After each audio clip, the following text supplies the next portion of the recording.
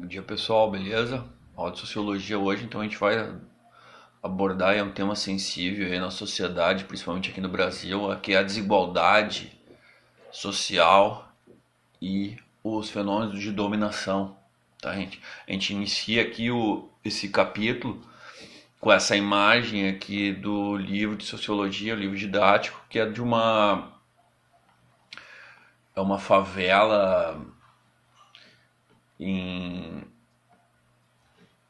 BH, em Belo Horizonte, Minas Gerais, tá?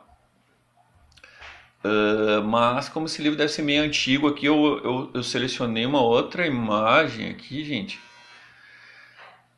que é a imagem de bairro de Paraisópolis, em São Paulo, capital, tá? E que é vizinho do bairro Morumbi, em São Paulo. Então vocês podem ver que isso aqui é praticamente uma faixa de Gaza, né, gente? O, os ricos então estão vivendo de forma feudal hoje em dia, né, gente, separados por muros e as políticas públicas, né, em relação aos mais pobres estão cada vez mais precárias, tá? Lembrando que no bairro de Paraisópolis, gente, ano passado, foi em 2019, teve aquele caso do baile funk, que muito provavelmente é uma manifestação da cultura popular, tá? Eu não sou muito fã de funk, vocês que gostam mais, tá? Mas a gente tem que respeitar que é a cultura popular, né? Teve um baile funk aqui em Paraisópolis. O que aconteceu? Incomodou o vizinho burguês. Só lembrando que talvez vocês não tenham visto a notícia, teve uma forte repressão policial, tá? E morreram 9 pessoas, né, nessa batida policial durante o baile funk, que provavelmente estava incomodando o vizinho burguês aqui do bairro do Morumbi, tá, gente? Então é assim que não só essa imagem ela mostra os contrastes, né, os abismos sociais do Brasil, mas também as práticas das elites econômicas, políticas, em relação aos menos favorecidos, né? Manda a polícia lá mandar de qualquer maneira, não importa se é com truculência, com morte, né? Nesse caso aí foram 9 mortes, né? Em função dessa ação policial.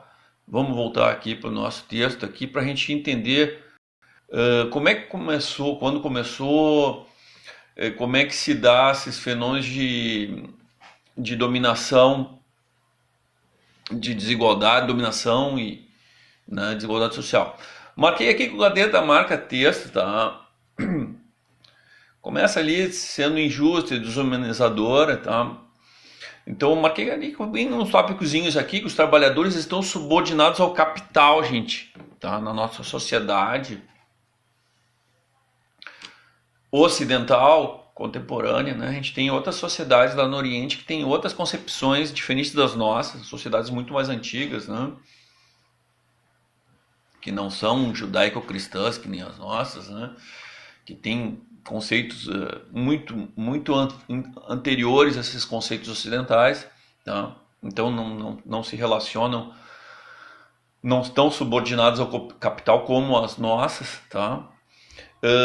Então, subordinado ao capital ou nas relações de gênero, tá? Tá? Não só nas relações de gênero, como nas relações étnicas, tá? Então, marquei aqui também que há desigualdade na exploração de etnias étnicas de europeus do século XIX, não só, né, do século XVI em diante, em relação os povos originais da América, tá, os latino-americanos, não só como latino-americanos, como asiáticos, como africanos, tá? Ou ainda a dominação dos Estados Unidos sobre os países da América Latina do final do século XIX, início, né, ao longo do século XX, a gente ainda sofre uma dominação político, cultural dos Estados Unidos da América aqui sobre o Brasil, tá? E os outros países aí da América Latina, tá? Então, o que a gente... Bom, vamos passando aqui rapidamente, tá? Marquei aqui algumas... só voltando aqui pro conceito do Max Weber aí sobre a dominação social, tá? Então a submissão ela tem diversos motivos, tá? Conveniência, tá? Inclinação com o pessoal, costume, tá? Mas essas relações sociais, em geral, a base jurídica que dão legitimidade, tá? Então vamos pegar esses três aspectos aqui que eu marquei, tá? Então os tipos da dominação social, tem a legal, marquei aqui do lado, tá? Que a burocracia, as leis, quem é que faz as leis? As elites, né, gente? As elites políticas e econômicas, que moldam a sociedade para satisfazer os seus interesses. Então, o que acontece? A burocracia, então a gente deve obediência à burocracia, né, que o Estado cria em volta dessa manutenção de diferença, né, de abismos entre pobres e ricos. Então a gente tem que obedecer isso aí, né? É feito toda um conjunto de leis burocráticas da administração pública para que isso aí se mantenha, tá? Então isso é legal, tá? A tradicional é a relação quase de um conceito meio feudal de relação de suceranagem e vassalagem. O que se dá disso? Isso aí no modelo europeu feudal era relacionado à terra. O nobre tinha terra, o servo não tinha nada, ele dependia da terra que não era dele, então ele devia ser servo, né? ou vassalo, né? do seu senhor, tá? Do sucerano. Então isso aí se mantém até hoje, só que hoje não é mais em relação à terra, tá, gente? É em relação ao capital, tá? E os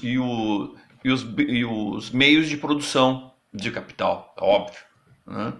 Porque quem tem só capital, verdadeiramente é banco, né? Fora isso, a gente tem os meios de produção, que são as fábricas, né? Frotas, etc. Latifúndios também, né? Que também são meios de produção de capital, tá? Então essa essa relação é tradicional, né? E por último, a carismática, tá? Então a carismática é proveniente da devoção, né? Aquela devoção mítica do líder / herói, né? Que teria virtudes, né? Uma coisa meio hobbesiana, né? Lá que a gente já estudou, Thomas Hobbes, né, naquele seu livro Leviatã, que defendia o absolutismo monárquico, né, que o homem seria o lobo do homem, então teria uma predisposição para o conflito e teria que ter um nobre, né, que intermediaria, né, estaria acima de todos os interesses individuais do homem. Uma visão meio romântica, né, da coisa, né? Então, por último, é a carismática. Então, o fenômeno, tá? Eu só marquei aqui rapidinho, aqui um rumo rapidão. Lógica entre os dominantes e os dominados, tá? Não significa que eles não se rebelem, mas a gente sabe que as classes dominantes, elas temem a rebelião.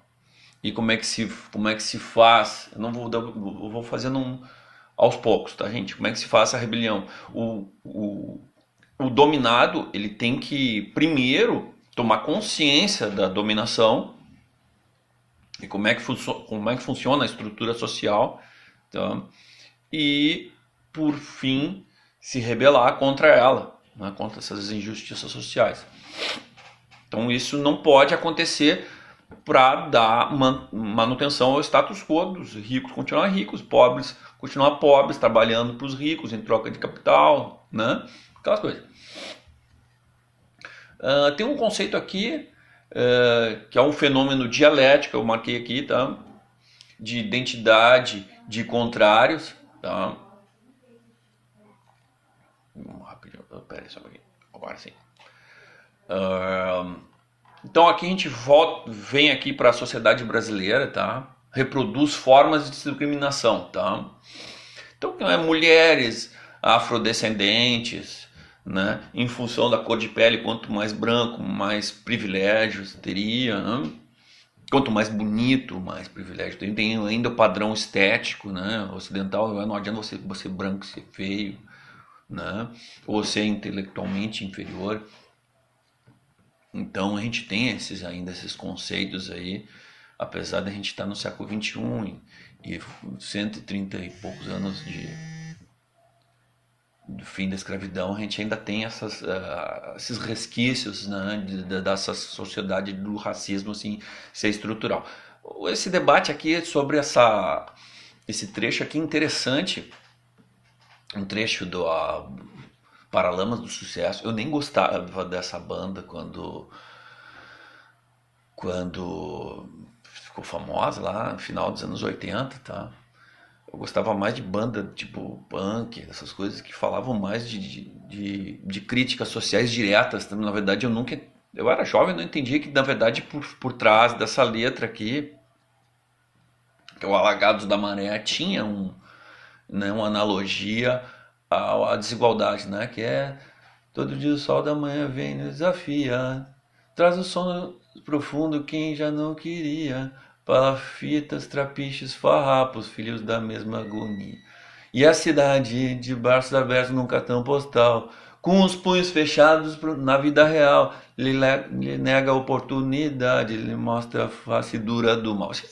Cantando isso é uma maravilha, imagina a voz excelente. Mas Alagados, tal, Favela da Maré. Você já deve ter ouvido essa música, né?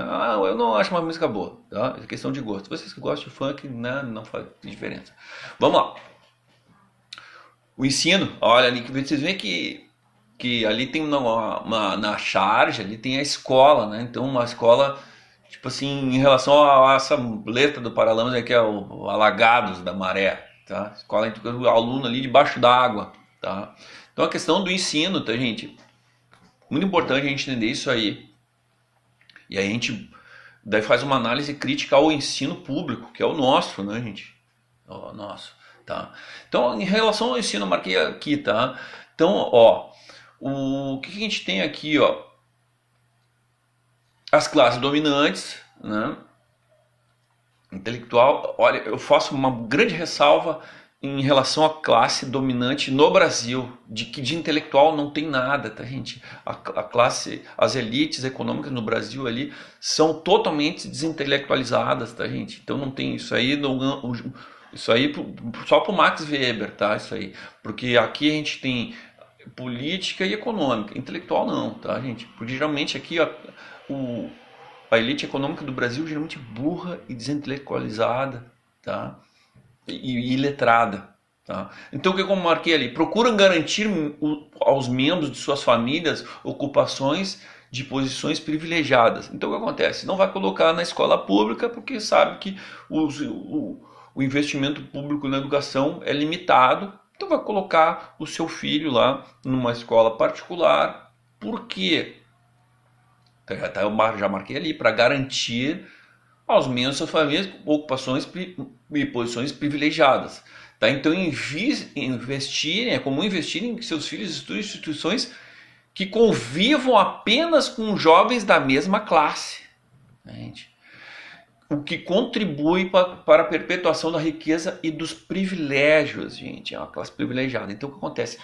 Como o professor Darcy Ribeiro Finado, o professor saudoso, o professor Darcy Ribeiro, antropólogo, o cara que projetou o CIEP, tá?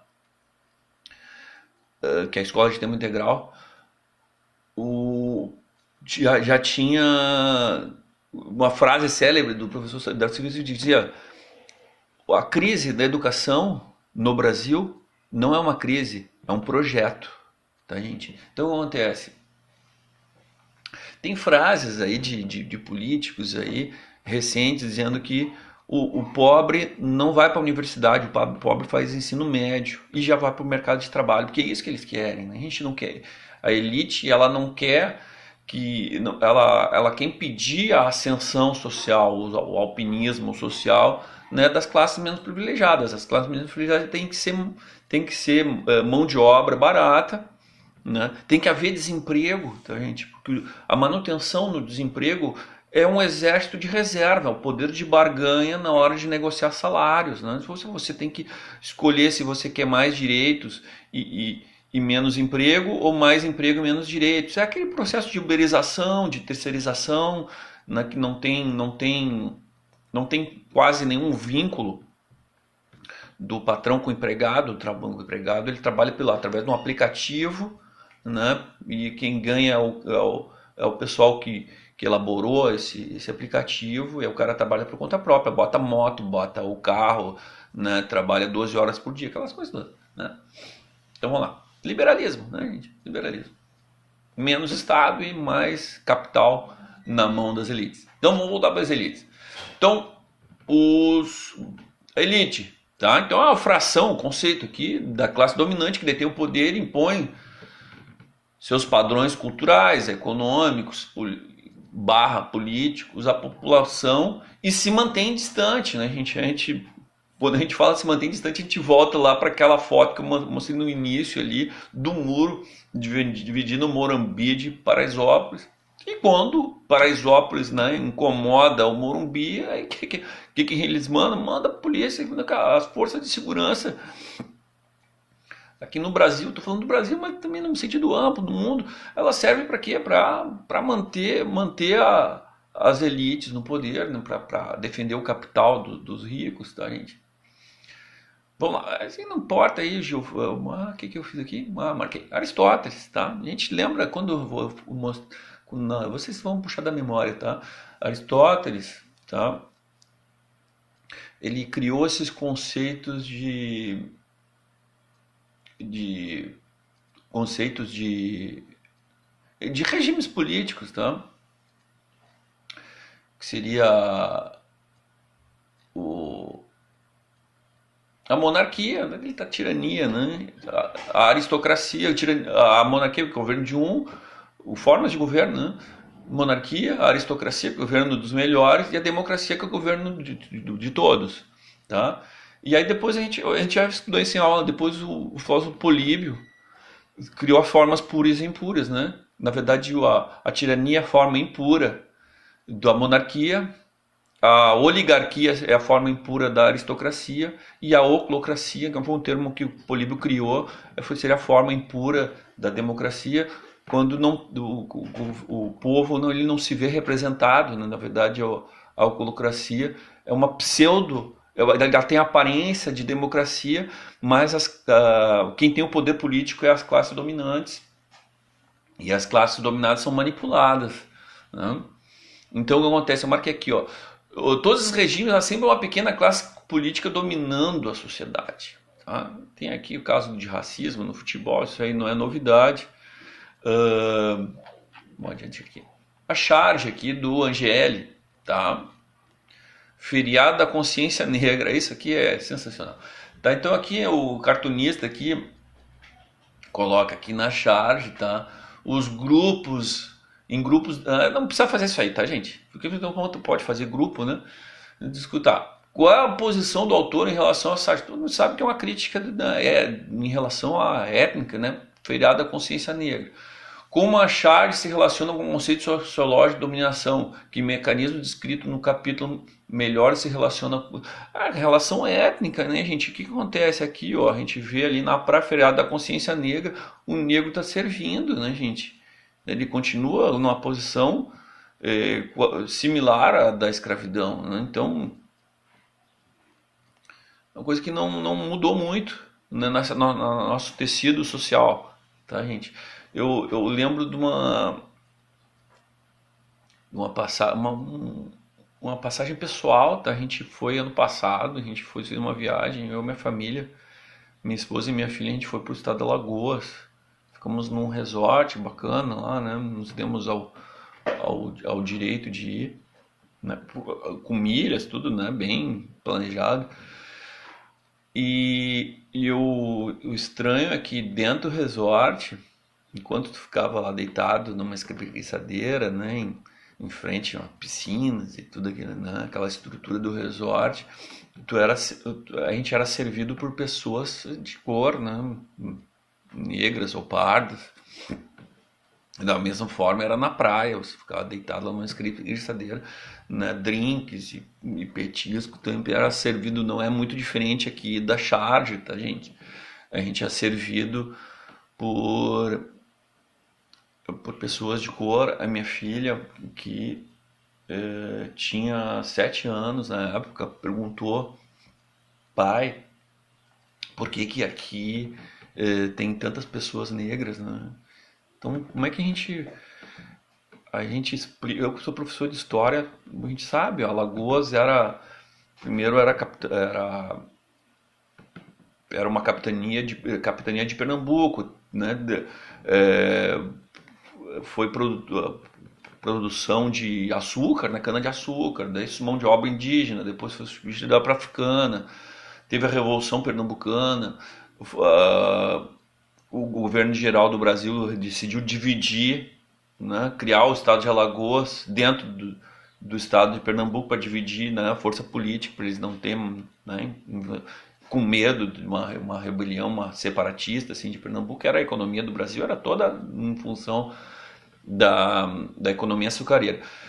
E aí o que acontece? Como é que vai explicar com uma criança assim, gente, sabe, de 7 anos? Tá? Eu não sou professor, ela estava no segundo ano, eu não sou professor de séries iniciais, eu sou professor de anos finais do ensino fundamental e ensino médio, nem vocês. Eu não tenho didática para ensinar uma criança essa matriz racista, né,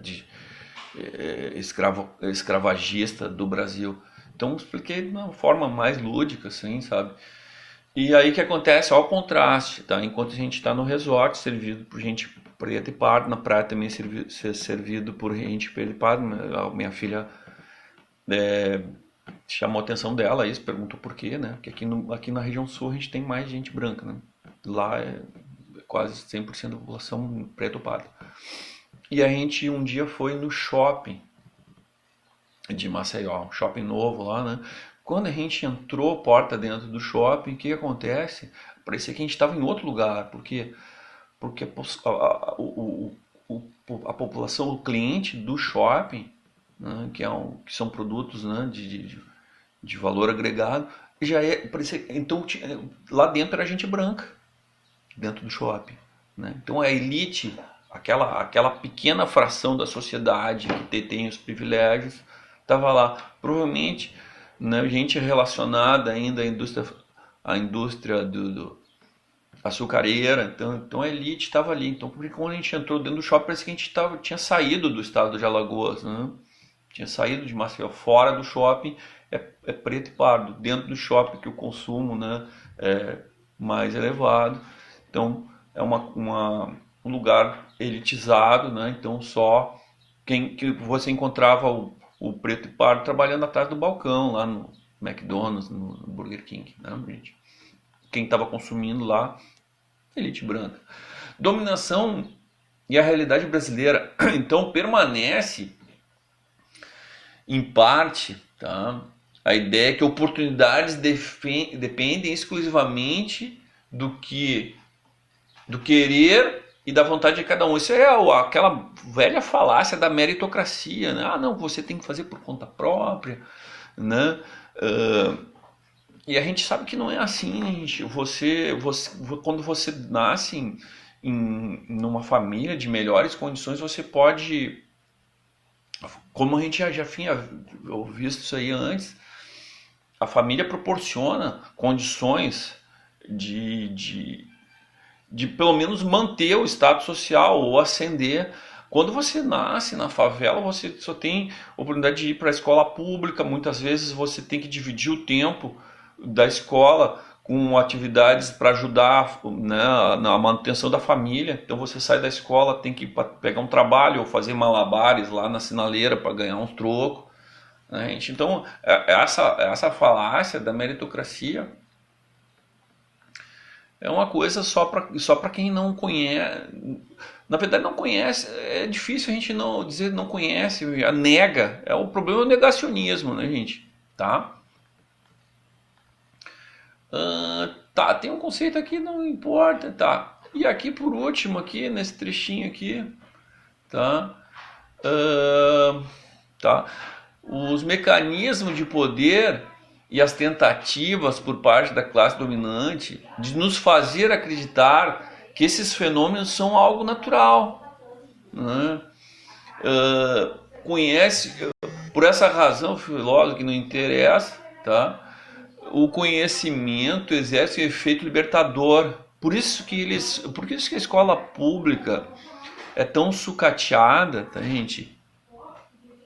Porque se faz um investimento na escola pública, vocês acabam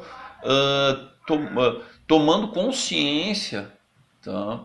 E aí dá esse efeito libertador, né? E ele reflete de volta na sociedade, no olhar de si, né? Então acaba descobrindo o que são e o que fazem, desenvolvendo a crítica social, tá, gente? Então é isso que as classes dominantes não querem. Gente, eu vou compartilhar com vocês também o videozinho do motoboy, né?